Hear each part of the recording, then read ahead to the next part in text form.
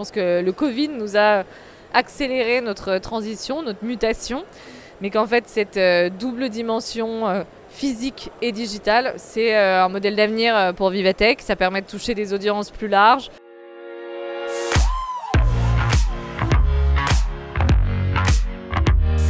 Encore une journée grand public au moment où on se parle, mais après les 3 jours donc, dédiés au monde professionnel, si j'ose dire, quel est le bilan que vous tirez de cette édition? Évidemment, on ne peut plus particulière. Bon, on en tire un très très bon bilan. On était très contents de pouvoir retrouver nos visiteurs, nos partenaires, les startups et tout l'écosystème européen. Je pense que ça se voyait, les sourires derrière les masques des gens qui se recroisaient, pour certains depuis 18 mois. Les gens avaient besoin de parler.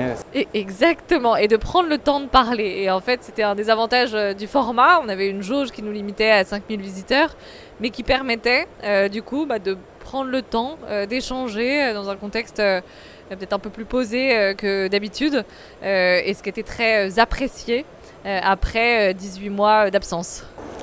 J'avais assisté évidemment à distance à la conférence de presse initiale, je crois que c'était au mois de mai, et disons qu'on se demandait mais comment ça allait pouvoir se passer, notamment par rapport aux mesures sanitaires, les tests, etc.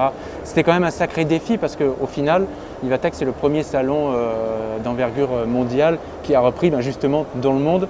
Donc bon, le défi était... Il y avait quand même une certaine pression, un peu. Tout à fait, tout à fait. On a été les premiers, on a eu le courage, je dirais, de se tenir à ce format hybride qu'on avait imaginé en septembre dernier. On était convaincus que pour l'expérience, pour nos visiteurs et pour nos partenaires, c'était le mieux. Jusqu'à fin avril, on n'avait pas la certitude que la dimension physique pourrait avoir lieu, même si on voyait que la situation sanitaire s'améliorait jour après jour. Mais on est très heureux aujourd'hui d'avoir pris ce pari, parce que je pense que ce format hybride est vraiment le format d'avenir pour des événements comme Vivatech. Vous parlez justement, Julie, du format hybride, et quelle a été, on va dire, l'importance accordée au online sur cette édition? On imagine que c'était surtout par exemple des médias étrangers ou des médias pas forcément basés à Paris. Comment ça s'est modelé tout ça et quels sont les premiers retours justement que vous avez? On a de très bons retours aussi sur la partie online. Notre partie online, elle a 2 volets. Elle a un volet ouvert et accessible à tous avec notre chaîne d'infos en continu qui s'appelle la Vivatech News. C'est 3 journées de programmation non-stop en live de 9h à 18h avec des reportages dans les allées, avec des interviews de speakers, d'exposants, de startups qui participent à des pitchs, qui viennent partager leur expérience de Vivatech, d'experts qui viennent décrypter des tendances qu'ils ont pu observer sur le terrain, de décrochage dans les salles de conférence. Bref, c'est la vitrine de Vivatech et un teasing de ce qui peut se passer sur notre expérience physique et sur notre plateforme digitale. Et cette chaîne est diffusée le plus largement possible sur nos réseaux sociaux, sur un canal de la TNT, sur notre site internet et auprès de certains médias partenaires. Et on a également une expérience digitale qui est là accessible avec un billet Vivatech, que ce soit un billet digital ou un billet physique, où là on peut accéder à l'intégralité des conférences, non seulement en live stream mais aussi le replay, à l'intégralité des contenus développés par nos partenaires qui ont créé des heures de contenu experts, inspirants, en valorisant le savoir-faire de leurs entreprises, en racontant leur transformation digitale et en l'illustrant avec des cas d'école hyper instructifs, surtout quand ça fait 2 ans qu'on ne s'est pas retrouvés et qu'on n'a pas pu parler ensemble de transformation et d'innovation. Il s'est passé beaucoup de choses. Donc ce catalogue d'innovation-là, c'est aussi un asset très fort pour Vivatech pour les mois à venir, et je suis convaincue que l'audience sur notre plateforme digitale va aller bien au-delà de nos 4 jours. Est-ce que, Julie, on peut imaginer que l'année prochaine, si tout revient à la normale, si j'ose dire, et que donc on est sans masque, les jauges tombent, etc., est-ce qu'on peut imaginer poursuivre du côté de Vivatech dans cette direction de format hybride, justement, pour s'adresser au maximum de personnes? Je pense tout à fait. Je pense que le Covid nous a accéléré notre transition, notre mutation, mais qu'en fait cette double dimension physique et digitale, c'est un modèle d'avenir pour Vivatech. Ça permet de toucher des audiences plus larges, de varier les expériences, de la prolonger dans le temps aussi, puisque le digital permet d'entretenir la conversation avec nos communautés tout au long de l'année. Ça permettra aussi d'accéder au contenu Vivatech qui a été produit pendant ces 4 jours et qui est absolument incroyable et où n'importe quel visiteur en fait, n'a pas le temps en fait, de participer à tout, parce qu'il y a aussi tous les gens à rencontrer, toutes les startups à découvrir et donc ça donnera lieu, je pense, à des opportunités de revisite et de reconnexion sur notre plateforme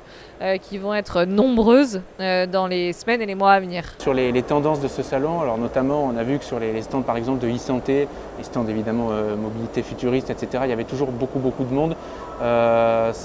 Pour vous, vous le confirmez, c'est vraiment des tendances clés qui feront l'avenir des salons. Oui, bien sûr, je pense que sur la e-santé, je pense que le Covid a aussi accéléré la prise de conscience sur ces sujets, l'habitude aussi des gens à utiliser des Doctolib, des tous anti-Covid, à digitaliser son accès aux soins. Je pense que dans les tendances, on remarque aussi la place de plus en plus forte que prend les enjeux environnementaux dans la thématique innovation au sens large, que ce soit dans l'industrie, dans la mobilité, dans le luxe. C'est vraiment une prise de conscience qui est transverse, et maintenant la transition digitale va de pair avec la transition écologique.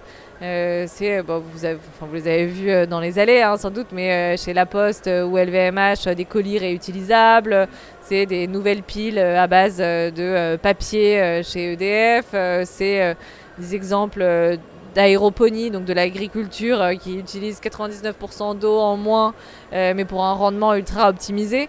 Et c'est ce genre d'innovation qui s'est multiplié cette année, que nous, on a été chercher, qu'on a voulu valoriser parce qu'on veut qu'elle décolle, mais aussi qu'on voit de plus en plus arriver à maturité et qu'on voit de plus en plus collaborer avec des grands groupes.